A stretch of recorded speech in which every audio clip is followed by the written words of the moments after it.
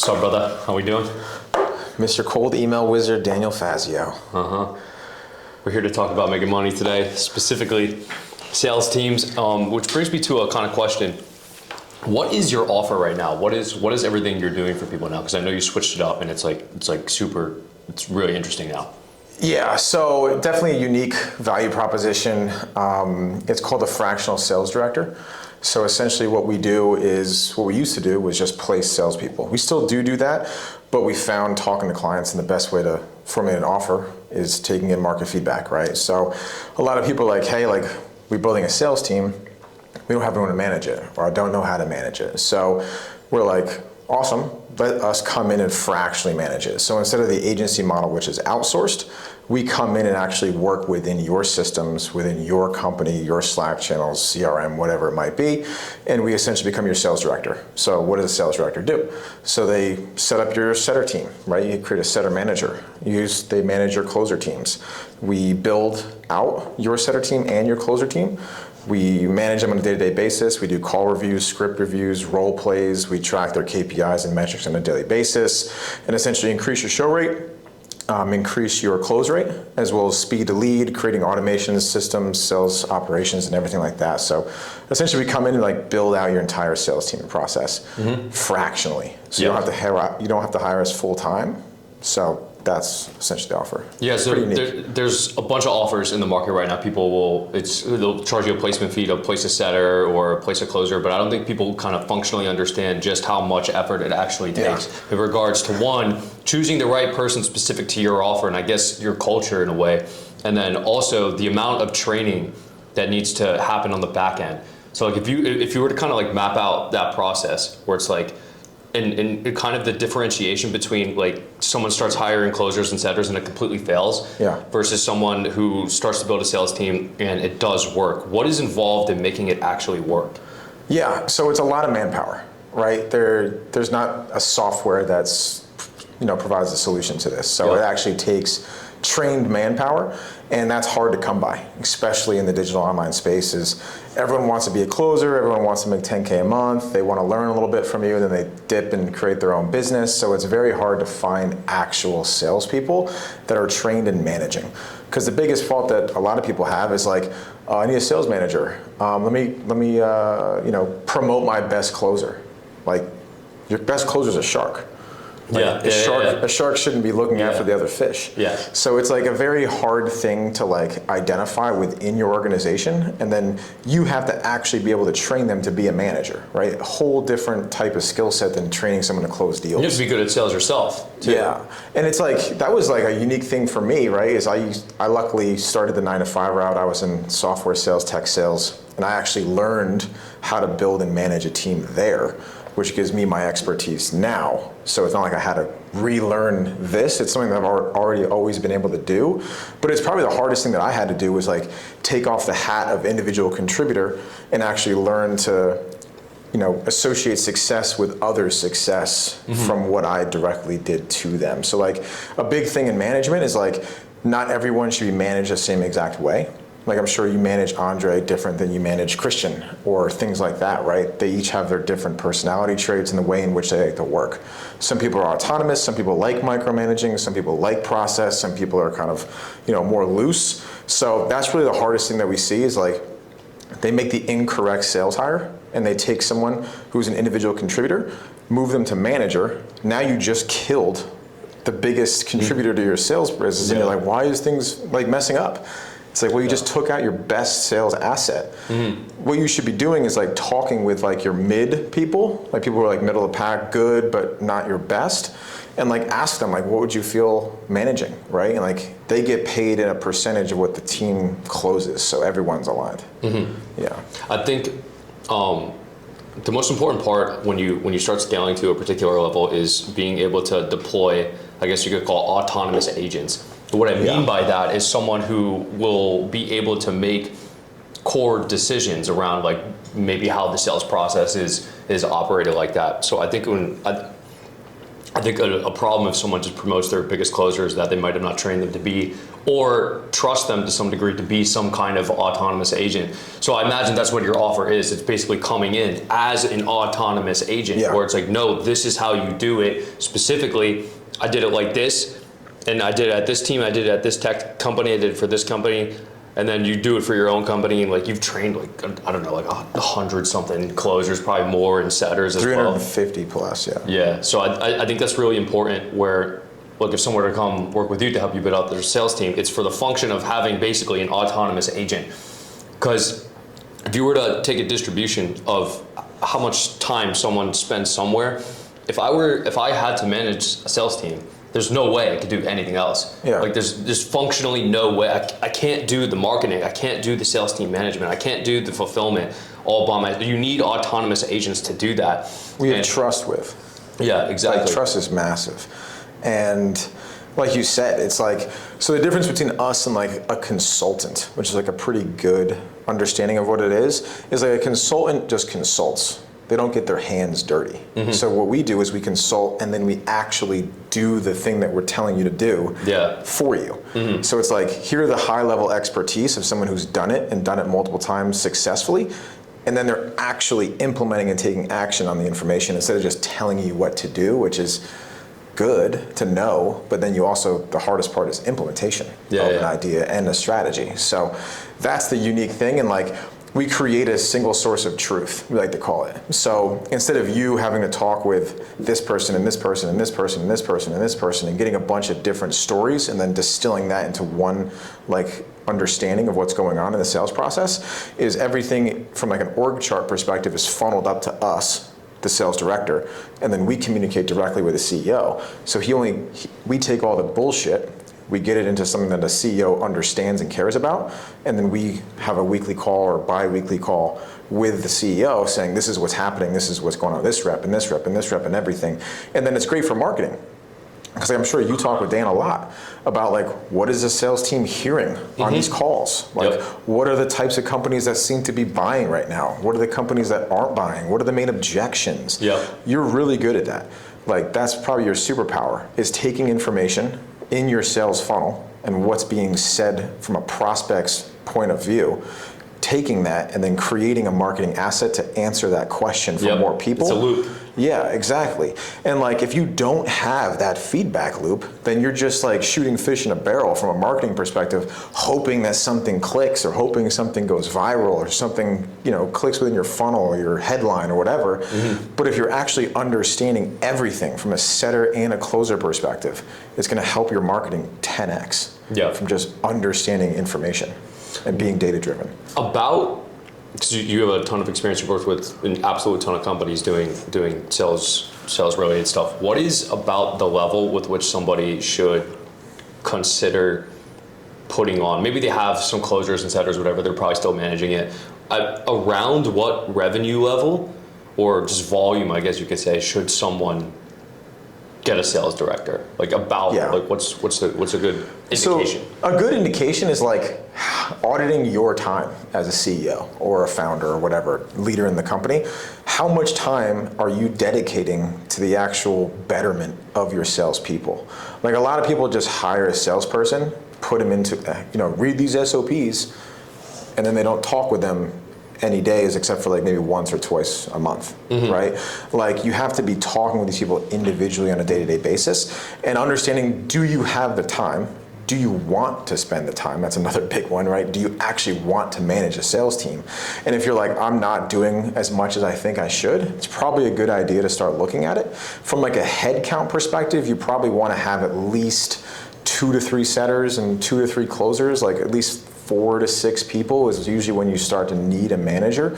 And exactly, it's going to help you, like you said, you're marketing. Like, that's what you do for Client Ascension, right? You get eyeballs into the sales funnel, and then you rely on other people to take the baton and bring them to cash collected and a paying client.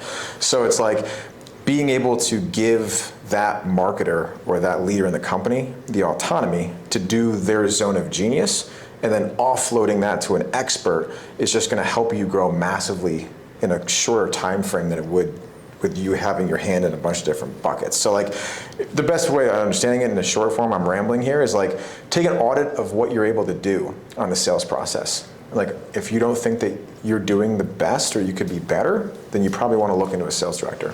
You hear this concept a lot of you need to hire A players for your company to be really good. Like, and it's so absolutely true. Because I mean, there's a lot of people who've worked with us. We've had a lot of people on the sales team, and the differential between someone who is, you just know they're an A player. You just know, and then some people that just kind of suck.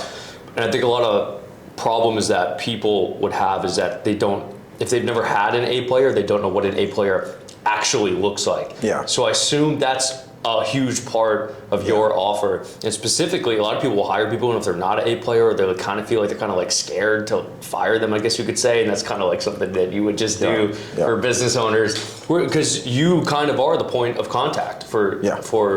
We hire and fire people. For the business. Yeah, that's so important too. You also do the firing when they aren't good. Which is really nice. And also like making a B minus an A minus or an A plus is like a superpower, because finding A plus players only is going to take a lot of time, and you're not going to always find them. So being able to actually mature people within your sales organization is a superpower. Imagine if you could just turn someone who's good to someone who's great consistently, then you can hire a larger amount of people that actually put out good output, because you're able to actually train them within your organization.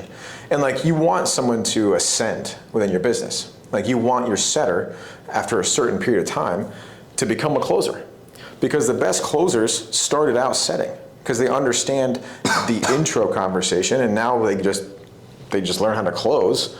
And now you just turned someone who already knows your company and is trustworthy within your business into a closer. You all right, dude? For everybody watching, I was Zin in my mouth, and the coffee hit the Zin, and I swallowed the Zin juice. Peak performance. Yeah, 100%. But I think, so for instance, Dan is our sales manager at Ascension. I think I would probably kill myself if I had to do Dan's job. It's just like functionally impossible. But how I see, there's like intangibles around making it work correctly. So like, for instance, taking a B plus to an A plus. Is this like about facilitating competition or some kind of like cultural thing? Like, how do you do that? Like, say someone has a sales team, they got like, I don't know, like 6 people, and they all like suck, or they're just like not doing well at all. Their close rate's like 10% or something. It's just not doing well. How can you push it to go farther? Are there like any tricks you have? Like, what do you do?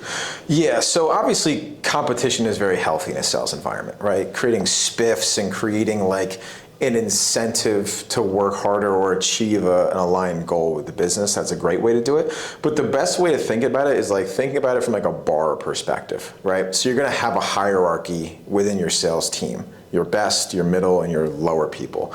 So it takes a little bit of a while to shake that out and understand where that hierarchy is. So let's say you have 3 setters, right? One guy sets 30 meetings a month, one does 20, one does 13, right? Obviously, maybe the 13 guy is just not getting it, right? So do him and you a favor, and maybe you have to cut bait on the lower performing guy. Now that bar just raised to 17 as the bottom, not 13. So when you bring someone else new in there, that's the bar. So it's really like hiring the correct people and making the bar high, because when someone comes in, they hear the calls of the guy who's your top performer, and he's like, I can do that. That becomes the normal. So it's like a mindset thing to like create healthy growth. And like, obviously people are gonna move in that order, but the more high achievers you have when you bring in a new person, they listen and learn from the highest achiever. So like that becomes the baseline, right? So if you come in and someone's only doing 13, like that's what you expect to do, and that's like kind of your mental goal. It's like, oh, I just can do 13. But if the goal is 30, then it's a way loftier goal, and they're pushing each other just automatically from like a mindset, psychological perspective. Mm-hmm. Yeah. So there's this thing you've found everyone, it's kind of like a career path, and it's like there's a bunch of biz ops being sold around it. Oh, you can be a remote closer and take calls from the beach and whatnot. It's going to be super easy, and you're just going to do absolutely nothing, and it's going to be like the best thing ever. And you're going to make 20 grand a month in Costa Rica.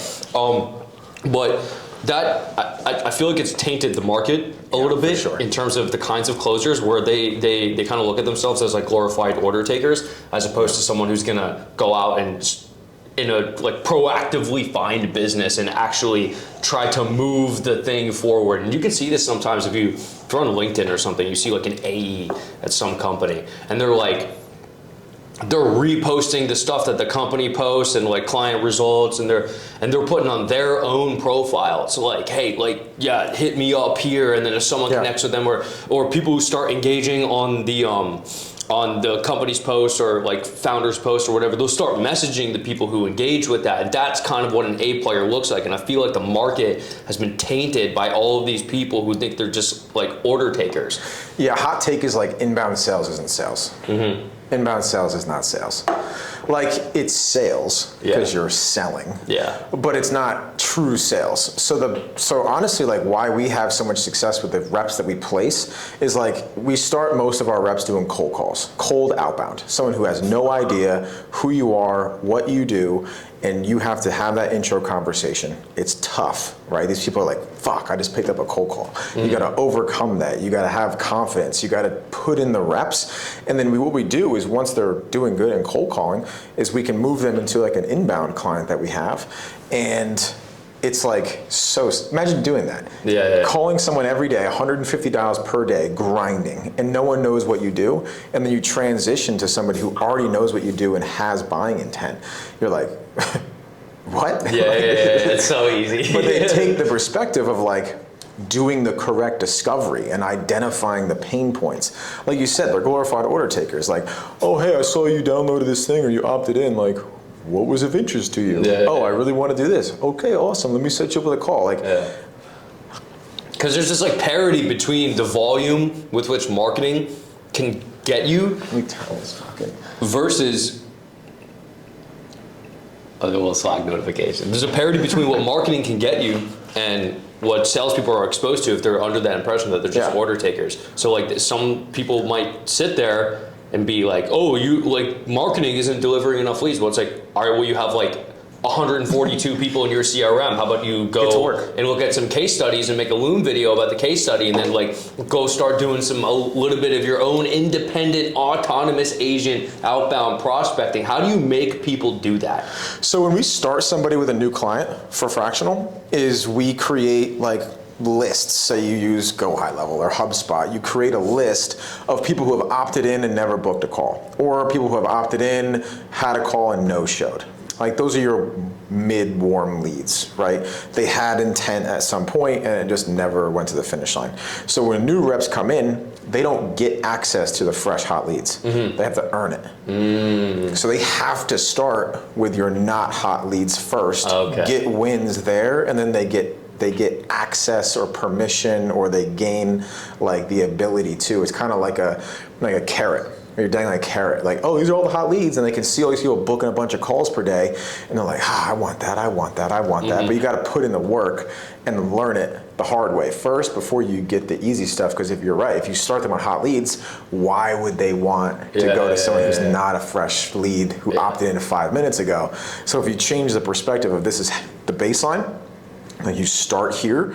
But if you get a fresh lead, you can jump to the hot lead and then you go back to the other list. Mm-hmm. They're not just waiting around for a Slack notification like, oh, when's there a hot lead? And they're not doing anything. They're just lazy and waiting for opportunity. There's this, the further you push together marketing and sales, like those two, it seems like the better everything works. For sure. Where it's like, I mean, we have a setter, and I'm telling her like, hey, like I'm zapping over all of my new followers on Twitter. I'm like, go message them, like do that. That was working. Yeah, it is. It literally works. You know what also works too is like having welcome messages. When you get a new follower, just put a welcome message, and you can have a setter inside of on your account. But I don't like doing that. But that 100% works. I was doing it for a while because I get like 150 followers a day, so I was legitimately having like 20 20 sales conversations every single day. I was like, yo, this is functionally impossible. This is actually impossible.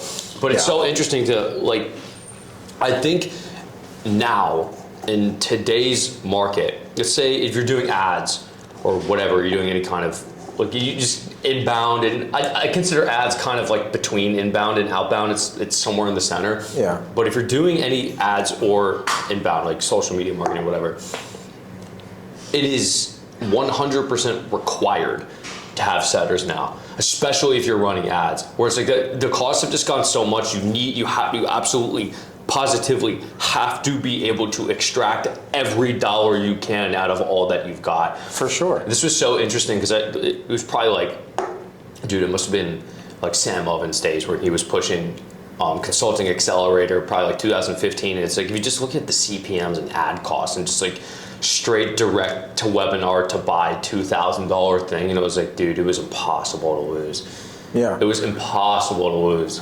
And like, for what we see, right, is like show rate is a very important metric, right?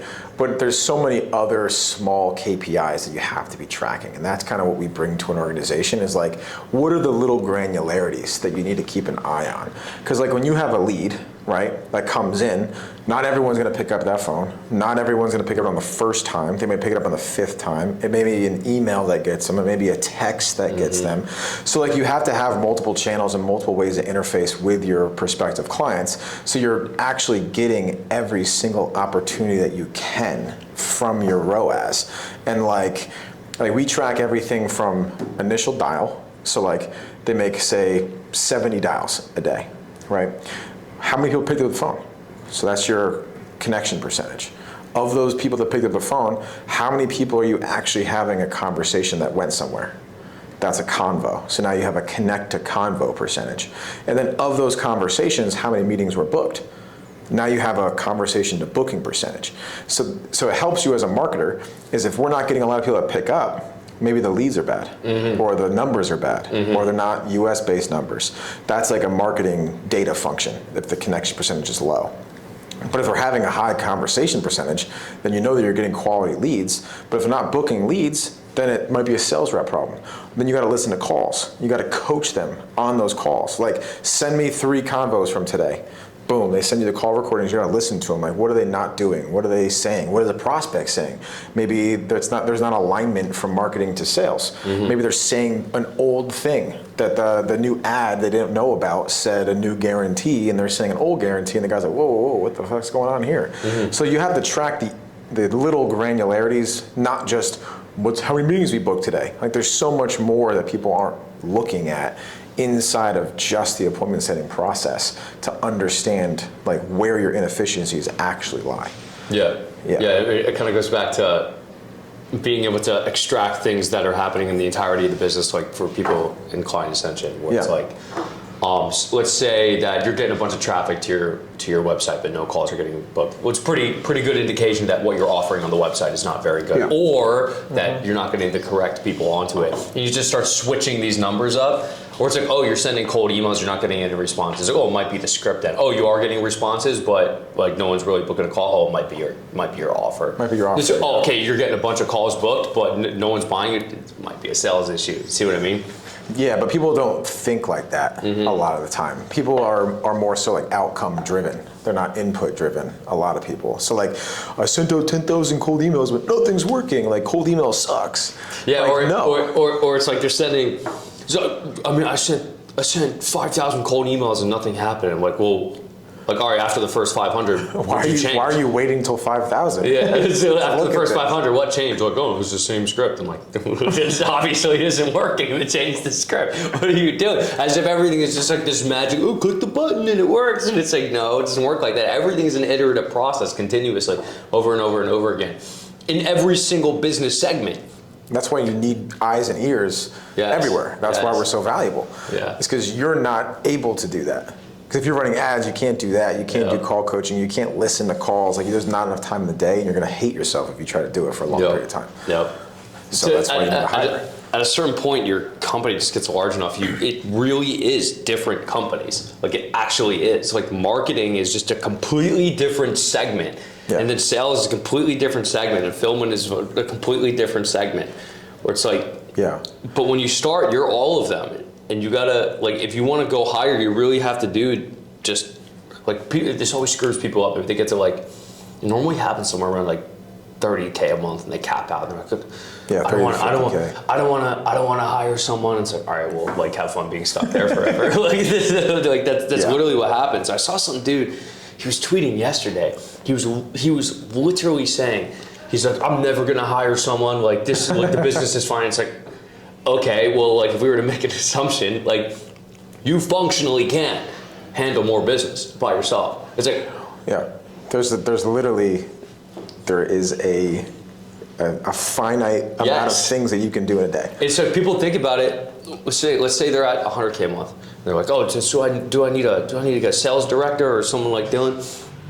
Like, oh, well, if I pay him, like the margin will go down this %, and then like say you're profiting 80K a month, and then it'll go down to whatever. I don't know. Hiring all these people, you hire a bunch of people. Oh, it's gonna go down to 65, so I'm gonna make less. It's like no. You don't understand. It's incremental. Yeah. It's like the next 100K requires this output. Yeah, and you'll never get there. Yes, you literally just never get there. You have to sacrifice. Yeah. Yep.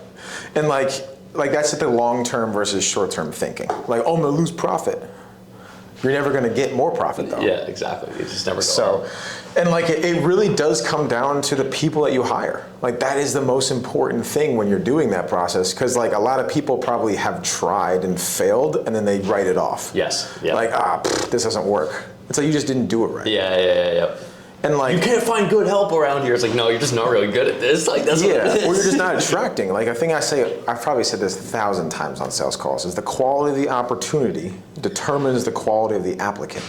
You're not going to get a kick-ass sales director if you don't have processes in place, or you don't have things in place. Your offer's not good. Yeah, or just your systems aren't good. They're like, they come in and like, this is a shit show. Yeah, like this is going to be a lot of hard work. Yeah.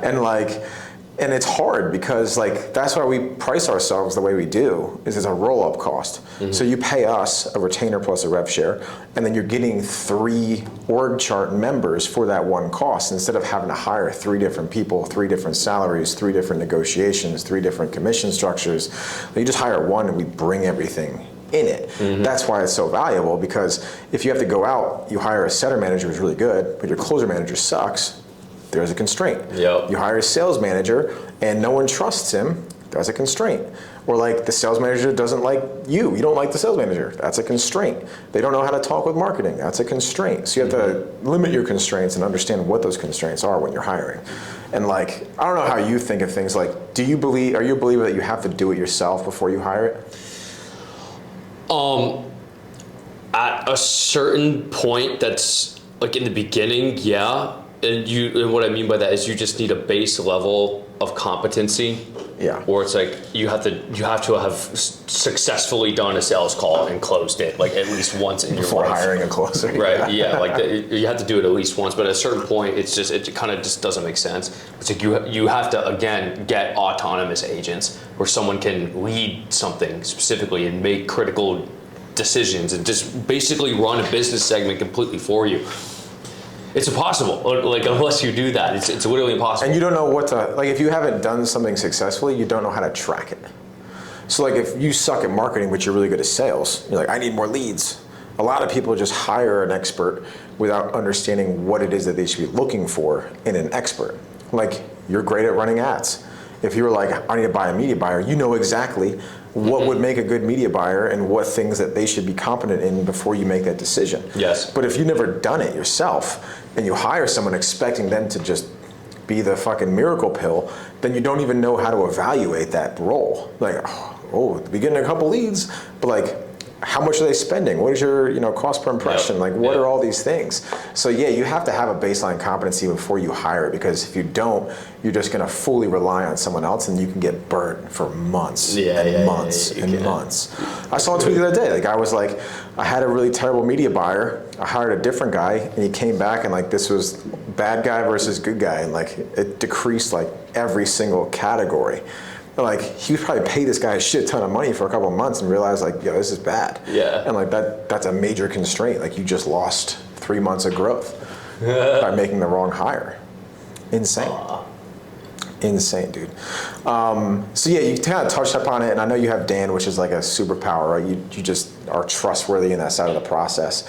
But if you're listening to this video and like you're like, this is kind of hitting home a little bit, like what would you do if you had to do sales and marketing? Like what would be the things that you'd be thinking about? Yeah, so I'd probably have a psychotic breakdown. Like actually, because I mean, if I were to take, like, I do one-on-ones with everyone who joins Client Ascension. That's a lot of time. It takes a lot of time to do that. And then I similarly have to go do marketing and like create content and like film ads. So that's like a ton of work over too. And if I were sitting here having to review people's sales calls, it would just be so unsustainably ridiculous. It would actually be like 16 hours every single day. It's like there's legit no reason. Too many people, they want to protect their profit margins so much. And the only thing it does is it actually results in you having a psychotic breakdown. And people don't really understand this because, like, I mean, some people, oh yeah, I'm working hard. It's like, bro, you're not, like, maybe you're working hard in terms of thinking, but like when you have like 10 hours of meetings, like 5 days in a row, it's like, bro, there's a specific kind of psychopath who that only works for, and it's like I can almost promise you it's not that.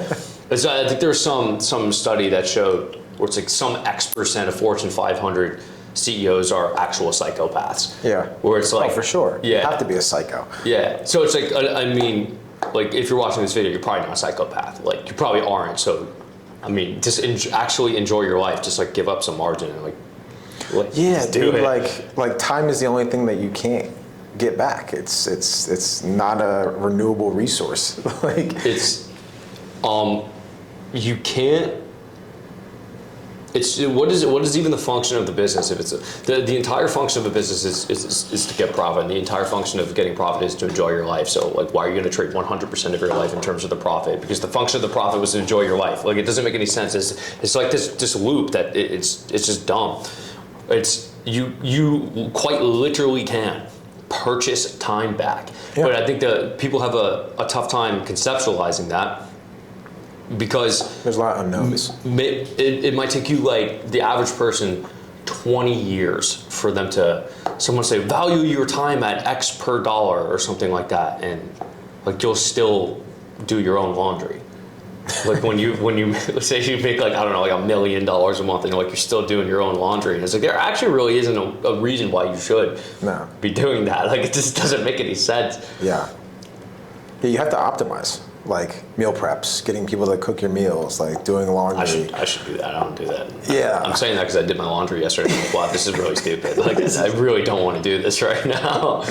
Yeah, when you become like super analytical about everything, like you really understand like where so much lost time goes, for sure. It's like, just so many people, they say 80% margins. Like, bro, just like bump that down to like 60 or 50 and like enjoy your life. Like it'll be great, I promise. Yeah, dude. Like why be so greedy with it? Yeah, that actually is. You know what it is? I think it's more so about fear, where. Relinquishing power is also a big. Yeah, relinquishing power, and it's fear. So like if I had to categorize like what my fear is, it's like I never ever in my life want to have to go back to working like a 9 to 5. Yeah, or like something that isn't like what I'm doing right now. So yeah, I don't extravagantly spend. Like I just hoard. Like I just like the absolute warpath of wealth building, just like as a protection parameter. Yeah. And other people probably feel that exact same thing, so they choose to let me sacrifice my life to like build that faster.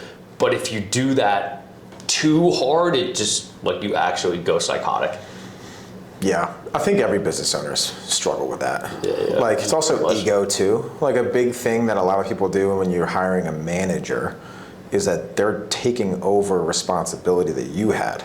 And you have that thought in the back of your head like, wow, no one can do this as good as I am. It's my business. I know it through and through. But like to actually grow, you have to relinquish that responsibility, relinquish that power, and just trust. That's why hiring is so scary, is because if you make the wrong hire, then it confirms your beliefs. Dude, this is really funny, but when you have enough people inside the company at some point and you want to make a change, you have to like make a fucking sales letter, like a VSL, to like convince everyone, like, here's the reason why, here's why we should do this, where it's like you literally have to like convince multiple people, and if you want to like make some kind of change, it's like this execution where you have to do it in like the middle of the night or something like that. It's like, I remember because one time we changed our funnel and there was like a bunch of tech stuff that had to turn on like simultaneously all at the same time. Yeah. So it was like, we changed this funnel here and you had to set this page live and then do these apps and like test it super fast. Yeah, because people are coming in. Yeah, people are coming in like they are right now, and it might screw this thing up over here. Or it's like, oh, that's coming in bad now. It's kind of like this like, it's like a covert operation where you just have to like do, these things get so complex when it gets larger and larger. And now I'm thinking like, what is it like to be, if you imagine some people where, say like you're the CEO of your company, and then say it gets like large enough, and I'm talking like you guys are hitting like 9 figures and whatnot, and you're just trying to be like a silent shareholder of it, and literally, or like you take it public or something like that, and so you just hire a CEO. That's a whole different game. I know, yeah, we haven't gotten there, we're not close to that, but that'd be so crazy. Yeah, because the things that get you from 100 to 500 a month are totally different. So different. Than what gets you from 500 to $1 million, and then totally different from 1 to 3, and then 3 to 5, 5 to 10. It's totally different thinking. And I've been in the startup space. That's where I started. And we've had companies where the CEO stepped down because he understood that, like, I'm really good at getting us from this to this, but I have no fucking clue how to get us from here to here. Like, I need to do this. So the company we were at, they hired a CEO who was like a big time C-level executive at like Pepsi. Yeah. And like, he literally built the company up to like $3 million a month. And then he's like, I don't know fuck all about getting to $50 million a month.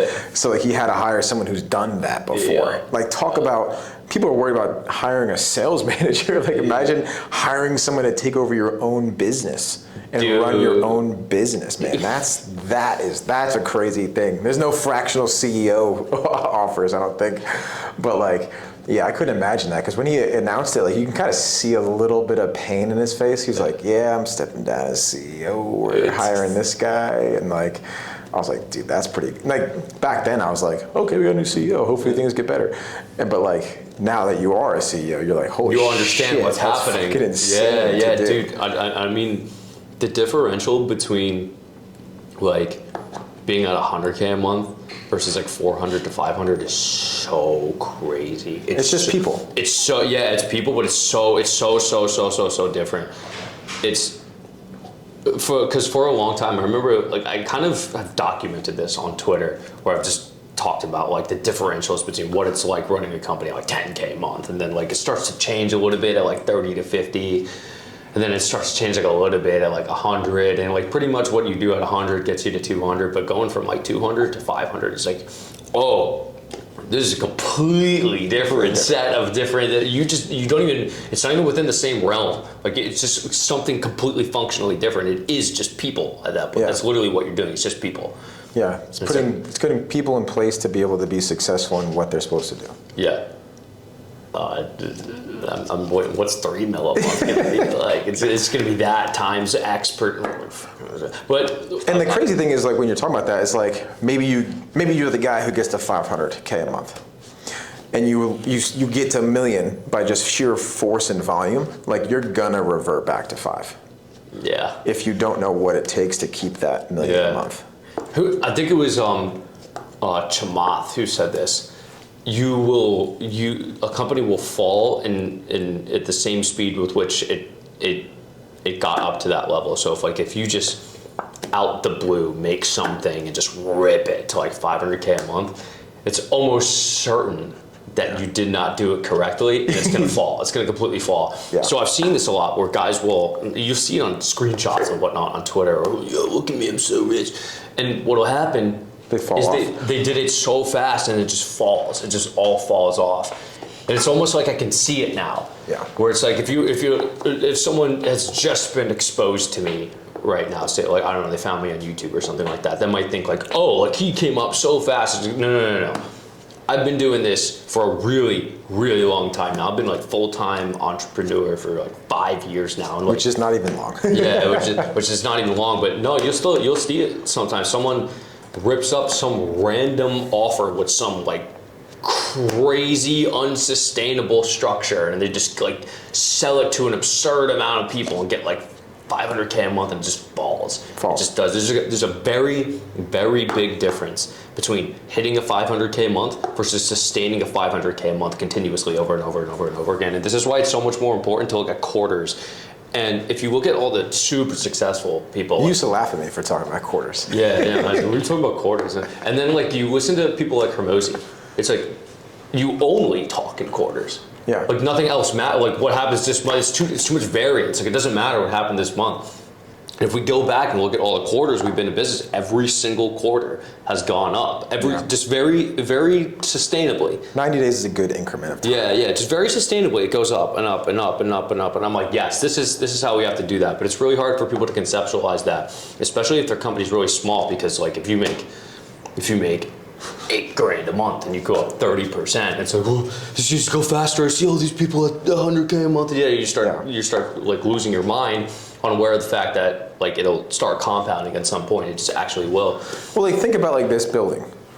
Like imagine, like think about the time it took to build the first concrete floor of these buildings. Yeah. That took probably 70% of the time. And once the foundation was there, it's so true. Then the house, you're driving by a construction site and it's like just rebar and cement for like months. Yeah. And then you drive by a week later and it's like, holy shit, there's like 3 stories there. Mm-hmm. But that's because you have to build the foundation correctly to sustain the height of the building. And if you can't put a skyscraper on a plot for a 2-story ranch, right? Like you have to build a foundation that's there for a skyscraper before you start building the skyscraper. Like that's what people don't think is like, oh shit, I got a 500K a month. Let's get to $1 million. Like no. Chill out. Let's understand and audit what got us to this point. What is sustainable? What is productized? What is SOP'd? What is written down? What was the reason for this fast growth? How do we sustain it? Let's pause. Let's keep the current clients we have. Let's tone it down a little bit on sales and understand operations fulfillment, hire where we need to hire. So then when we go from 500 to $1 million, we have a baseline foundation for 500. And then you have a whole new slew of problems, probably what you guys are seeing right now. I think we have 50 new clients this month or something. Yeah, something like that. Yeah, congrats on that, dude. The fucking chat has been blowing up, dude. I had to mute it.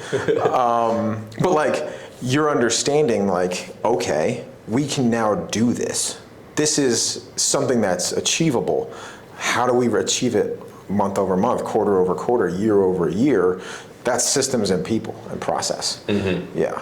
Like, that's what people don't think, is they're like, oh shit, I got a bunch of growth, let's keep growing. Yeah, no, I'll literally find myself sometimes, I'll throttle marketing. Yeah. I'll literally throttle it just because like, okay, we need to like document this, make sure this is all good and get this in place and this in place. And one of the best things ever was hiring customer success managers and there's a lot of time. Yeah, I noticed that because I see both sides of client Ascension, right? Yeah.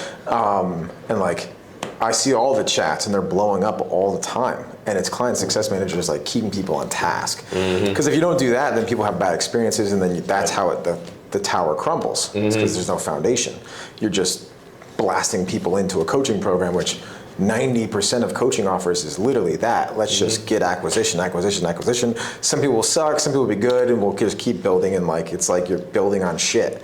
Like, people are not optimizing for the things that we're optimizing for, and it's like I can give you an example. Like maybe 2-3 times a week, there's some completely unprompted tweet that somebody makes who's joined Client Ascension. They just tweet it out publicly just because they appreciate what happened. They're like, wow, this is like a crazy good experience. Like, hats off to these guys. Like, they really know how to like curate. It's unsolicited. It's completely unsolicited. And I'm like, I've never seen anyone else do that for other companies like Client Ascension, ever. I've never seen it, not once.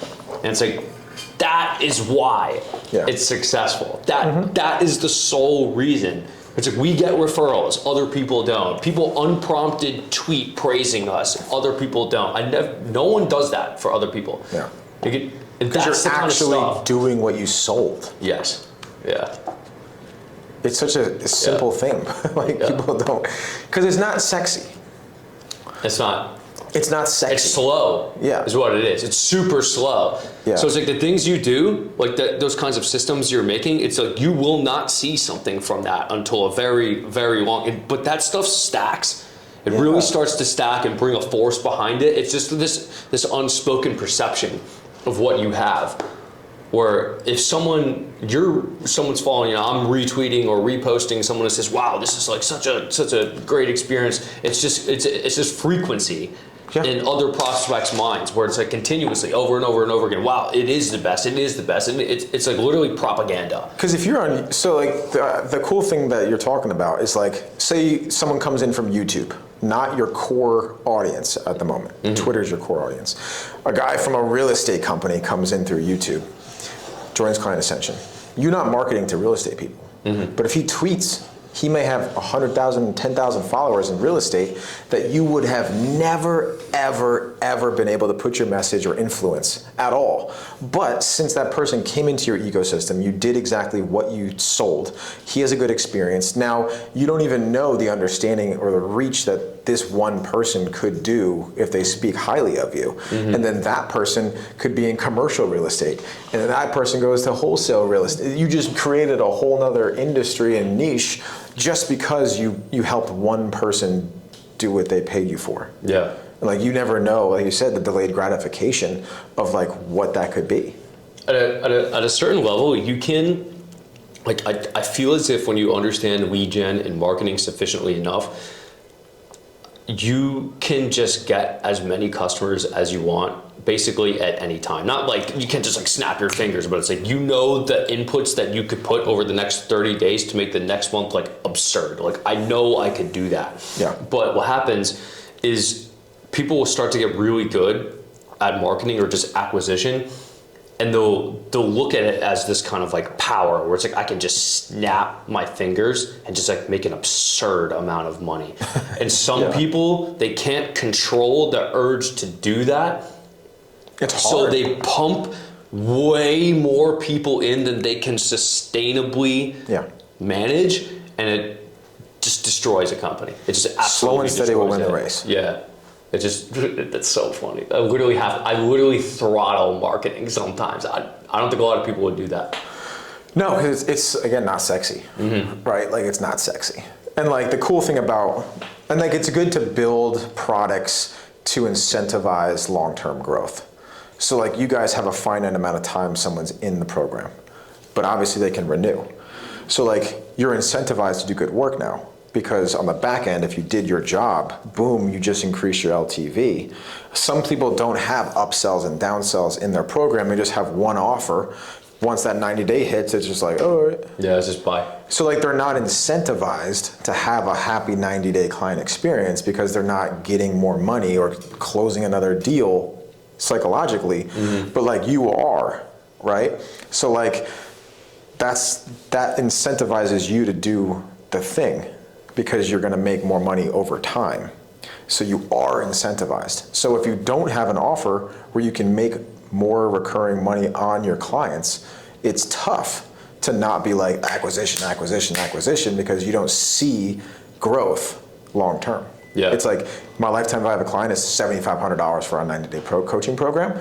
So like to get more money, I have to close new clients. Yes. Yep. Where if that $7,500 turns into a $250 a month back end like renewal to stay in the program, then you're like, oh, so it took this amount of energy to get this amount of money. And then if I take this much people who are already sold, they're already in our ecosystem, have the trust. If I focus on this thing, then this will turn into this. And then they're like, oh, so I don't need to focus all on new clients. I can focus on just enough new clients to keep the company growing steadily. And then this will convert into monthly recurring revenue. Yep. And then you're like, that's long-term growth. Because you get, like, what is the percentage of recurring payments in comparison to your total? A lot. Gross. Yeah, exactly. Yeah. So it's like compounding. So like, and it's also something else in that it is it costs less to service someone who you've already worked with. Inherently, this is for literally any business in terms of both capital and effort, just human capital, which is a form of capital in and of itself. It's more expensive to onboard a new person than it is to just keep working with the same person continuously. Absolutely. So it's like if you were to just take, say your thing is like 6 months, you have a lower margin on the first 6. You actually do have a higher margin on. So not only is your LTV increasing by upselling, it's like so is your profit on that incremental extension. So it just works out so much better. Especially with the coaching program, because like the fulfillment doesn't change for the time period that they're in it.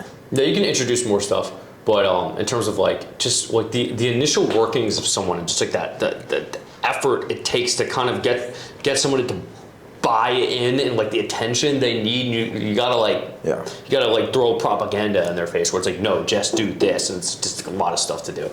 Yeah, and like thinking about this and how I'm like thinking about my own business, right? Is like, so we have our sales coaching program, the SDR Whisperer, right? People come in, we train them on how to become an appointment setter, a closer, cold caller, or whatever it is, and then we help facilitate getting them jobs. So like our lifetime value is different, because it's not like we make lifetime value on the client in the coaching program. We make our lifetime value of actually getting that person jobs, because when we place them for a one-time fee, or we put them on a client for fractional, and then they have a job, and that's increasing our long-term LTV. So like ours is a little bit different, but it's the same thing. Yep. The more people that we can train competently to do their job, the more money we make on the back end. So it incentivizes us to actually train really good people, because they're going to make us more money, because we have a revenue share with a client. So like if we hire you at fractional, you get unlimited sales reps as part of our offer, right? So you have a constant inflow of trained people that you can continually add to your sales team through us, which is awesome, because we get a revenue share with the client. So the better reps that we place in your business, the more money you're going to generate, the more money that we make and you make. Yep. That's what I love about the offer so much, is like, if we don't do this, we can't do that. And like, that's why we have fulfillment, sales, fulfillment on both ends. But like a lot of the things like we're saying is like, okay, like 90 days, and like you're not like, then that person's just done. And like the cool thing about Client Ascension personally, what I like about it the most is like, if you're going from 10 to 30K in that 6 months, that's exactly what they paid for. But now if they stay in it, there's also tools, classes, coaches, Kajabi resources to get from 30 to 52. So they're not looking for a new program. When I used to sell Client Ascension, I used to say that to people. It's like, once you're done, you're not done. Like there's things in place that are now applicable that you already have access to. So unless you get your company higher than mine, you're not done. Exactly. So it's like they don't want to leave because you're going to help them solve new problems even after their initial investment's done, which increases renewal rate, because they're like, well, fuck, these guys helped me add 20K recurring to my business. What can they do now? Oh, there's people in this program that are doing 100K a month. I'm going to stay in here and network with those people. When you make 100K a month and you go to the mastermind and you're like, oh shit, these guys are making 500K. So it's like, you just want to stay within the Client Ascension ecosystem, because you're going to help solve new and innovative problems as you do your job more. Which is the fucking genius part about what you do. It's like, because other coaching programs like, we'll help you get to 30K a month, but they don't help you to get to 50. They have to find a new program now. So you created literally like an infinite client renewal process. Because you keep adding, right? Like, okay, now we have a customer success or an operations call. This is way more relevant now. I've always had this, but I don't need it. So like you're constantly solving for new problems, which is sweet. Yeah, facts. I don't know if you thought about it that way, but like that's how I thought about it when I joined. It's like, fuck, like everything that you would need is there, or there's someone that you can connect and network with that's doing something that I want to do. And like I run the appointment setting calls, or the whatever you want to call it. And like my biggest thing that I harp on like almost every call is like, how many people have you networked with in Client Ascension? It's so true. It's a networking group at the end of the day. Like, it's a big part of it. An entrepreneur is a lonely journey. You're in your room, you're online, you're on your computer fucking blasting away, your eyes fucking hurt all day. But it's like, it's a lonely journey. So like when you join Client Ascension, not only do you get all the cool stuff, but you actually get to have access and relationships with other psychopaths that are like you. And you can actually relate to people. Because like that's why like the whole like you got to kill your friends from high school, like they don't understand you. But like sometimes like you need friends, you know what I mean? Yeah, like exactly. it's like kind of like a fraternity for entrepreneurs. Yeah. Like I've met a bunch of people through Client Ascension now. Like we text, right? Like me and you hang out. Fucking me and Andre, Christian. Like the event on Friday for Client Ascension. Like that's a networking event to actually meet these people in real life. Yeah. Create connections. Yeah. And smoke cigars. And smoke cigars. It's so simple. It's so simple. Yeah. And like, but you've cultivated that environment. Like I want to meet these people. Yeah. Yeah, you want to. There's a direct correlation between how many messages someone sends and how many calls they show up to and how much money they make. Actually. Dude. 100% one-to-one correlation. It's so crazy. I think that's a good question. Like what do you see on your end that determines someone who succeeds in Client Ascension and someone who may get results but not ultimately like achieve their peak or what they're actually capable of doing? It's literally that. Yeah, it's just showing up. There's some just leading indicator you can extract. It's how many calls did you show up to, and how many messages do you send, and that's it. It's just one-to-one. If you look at all the people who probably show up to your calls all the time, they happen to be the ones that get all of the results. Actually, I pay attention to that. Yeah, 100% of the time. It's crazy. It's the same thing with mine. Everyone who shows up to mine, like they're the ones moving. And it's like, it's so funny. So now, like Eamon and Matt Lucero come directly to mind. They're on every single call and they actually engage. Yep. Their camera's on. Mm-hmm. Like I don't understand people. Questions. Yeah, I don't understand people who just show up and like, I hope I get something useful today. I hope I get osmosis. And it's like they have a question, but like you don't ask the question, and it's like that's why we have people like CSMs to try to like force it out of them. It's like literally an activation point. Where so it's like Facebook found this thing where if you had 10 friends within like 3 days, you have a 500% more likelihood of using Facebook. You know, like other social media platforms do that too, but it's the same thing in Client Ascension, where it's like if you can show up to X amount of calls or send this amount of messages or be connected with this amount of people, very high probability that you're gonna see results. Yeah, but I talk about this a lot on like other interviews and podcasts I've done. Is like you never understand the true magnitude of a micro decision. Like you get the notification that a Client Ascension call is coming up. You're free, but you're kind of busy. Like you could join a call and learn something and implement something, or hear someone else's question and be like, oh fuck. And like you could implement something, and like if you never made the micro decision to show up to that call, you never would have got that information, you never would have implemented that thing. Is like just put yourself in a situation where you have more opportunities for knowledge, success, interaction, the more output you can have. Like if you think about all the decisions that you made to get to this exact seat talking with me, like think about how many things had to have happened and things you had to say yes to be here. Mm-hmm. Like it's insane. Like if you said one different thing, or you didn't buy, I think in the last video that you had, the interview that was sick, was like, you're talking about if you bought a course, you fucking like bludgeoned it to death and like immediately. Yeah, immediately. Yeah. But if you let that sit for 2 weeks, maybe you didn't get information, you didn't find an opportunity early enough, like I think you did drop shipping, right? Amazon FBA. Amazon FBA for like Father's Day. Yep. Perfect example. Mm-hmm. If you delayed that process by 2 weeks, that product that incentivized and flicked the switch that this is a real thing, Father's Day would have passed, and you would have never seen the results, and you might have never been like, online business is for me and entrepreneurship is for me. So if you didn't do the things in the exact way you did, in the time frame you did it, you would have never had the domino effect. It's fucking insane. So like, so true. Yeah, like it really comes down to like how many interactions you're doing on a daily basis, because you never know what can come with that. Yeah. You hear this concept of I think Hermosi said it before. It's like a seasoned no. Say no to everything, but it's like he's only talking to people who make $500,000 a month. That's who he's talking to. If you're making no fucking money, you should probably say yes to a lot of things. Yeah, exactly. Like say yes to everything until it becomes a hindrance. Until like the time could otherwise be spent doing something else that is productive, not playing video games. Yeah, dude, that's literally my transition. Was I used to game all the time. Mm-hmm. I played Call of Duty Warzone an unhealthy amount. So did I. Unhealthy amount during COVID. And I just repurposed all of that time and energy into building a business. Yeah. And it's like it's like equally as fun. It's like also It's a game. really, it is a game. It literally is a game, dude. I used to play so much RuneScape when I was a kid, and then like I was so addicted to it. And it's an economy. Yeah. It's literally an economy. Like you're gathering resources and you're selling things and making money. You can use the money to buy better gear and level up faster and fight bigger monsters who do bigger drops and get you more money. That literally is like what's going on in. That is what a business is. Yeah, literally. It's crazy, like digital online business. Mm-hmm. Like when I started my sales career, I knocked on doors. I got business cards. I had to drive back to an office with said business cards and manually dial them and put them into a Rolodex. There wasn't a CRM. Like the amount of software and technology and things that people have at their fingertips for not a lot of money.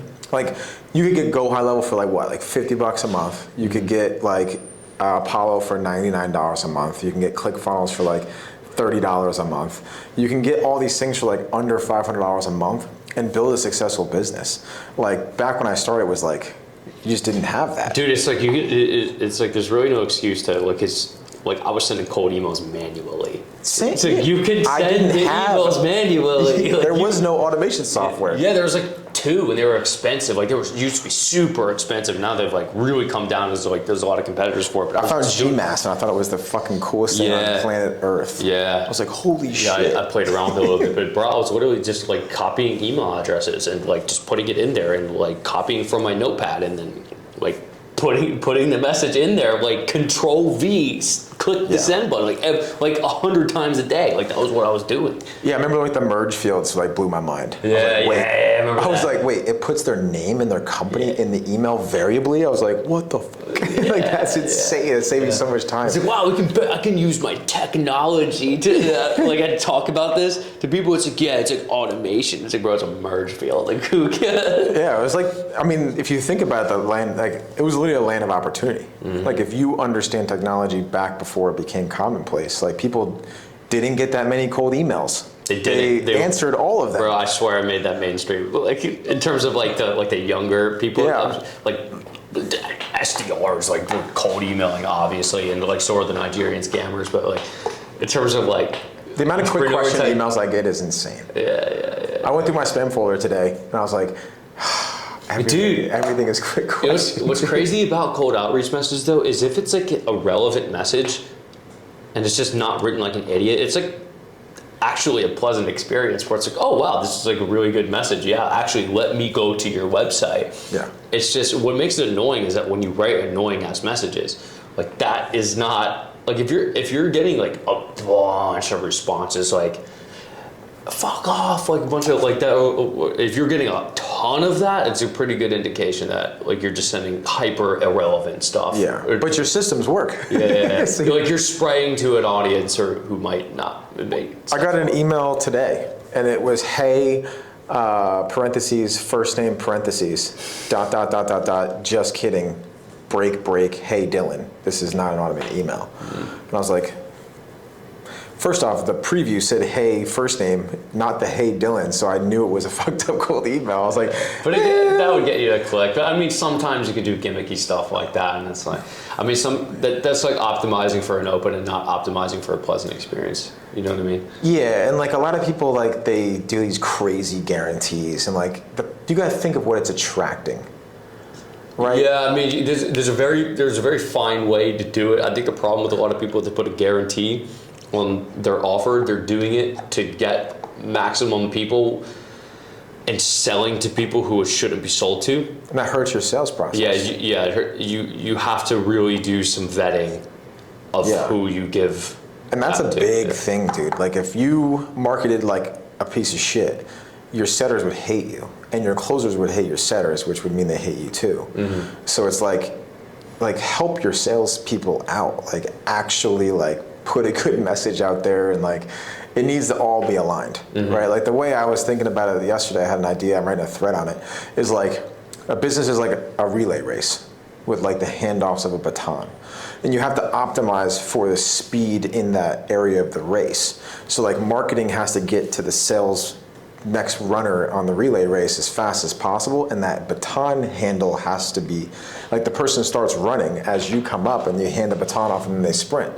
But like if you drop the baton, you lose the race. Or if you don't get to this person fast enough, you lose the race. And like sales then has to run to operations and fulfillment. And then customer success has to run back around to marketing. And like if you don't optimize for that baton handoff, like that's a constraint. That's the bottlenecks.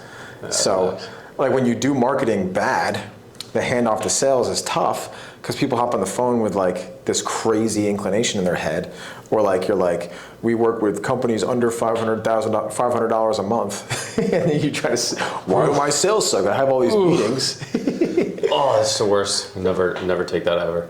Yeah, but like a lot of people they're like Chad ramming meetings, but they just have to disqualify, or they close clients they shouldn't have closed, and then they churn, and then you're like, fuck. I made $30K a month this month, like we were talking about before, like it crumbling down. Because if you close 10 guys at $3K a month, you're like, fuck, that's 10 cold email campaigns I gotta run, and 7 of the offers blow. They're all ERC refunding, like oh shit, they all churned, and then you like hired people and you bought new things at $30K a month because that's your new baseline. And then you go back down to like $8K a month, and you're like, fuck, I'm in the red now. I'm like owing money, and the company fails. So it really is like a puzzle. Like you have to think about it. Dude, it's crazy how many people I see on Twitter who like, I don't know, they sell some stuff, they get a bunch of money and they start spending, and I'm like, bro, you're a psycho. Like what if you lose all your money? Like what if your income goes down? Do you have like any like protection mechanism? Are you wealth building, or do you just like make money, spend all of it? Yeah. I see, bro, you see it so much. It's like, bro, you're out of your mind. I had my first $30K month, I bought a Rolex. Yeah, it's like, dude, like, but I didn't buy it. Like, I had a Honda Civic before. I have a Tesla now. I didn't buy a Tesla, and I was like doing well for a while. I didn't buy a Tesla until I made the entire price of the Tesla in one singular month, and I still had like 2 more Teslas in my bank account. It was like, I don't want to rise into a situation where it's like you get smoked on shit like that. And a lot of like happen.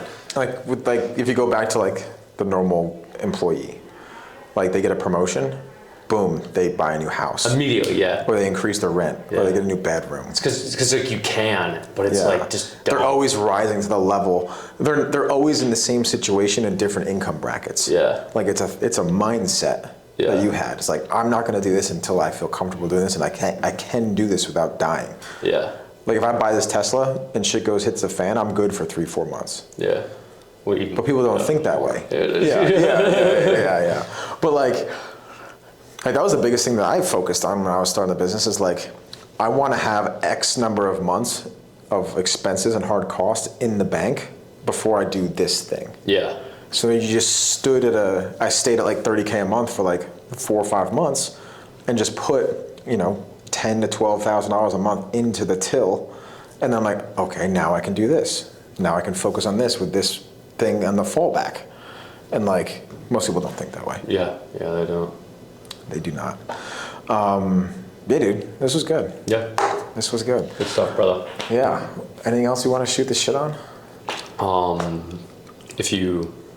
Anyone watching this, if you are at 100K a month, 200K business, 100K a month, 200K a month business owner, you need a sales team, go hit up Dylan. We'll build it for you. And if you're not at that dollar amount and you want to get to that dollar amount, hit up Mr. Daniel here, and he'll get you to the point where it makes sense hiring a sales director and work with me. So, plus you get me as a coach in Client Ascension. Facts. There you go. Good stuff, brother. See you guys next time.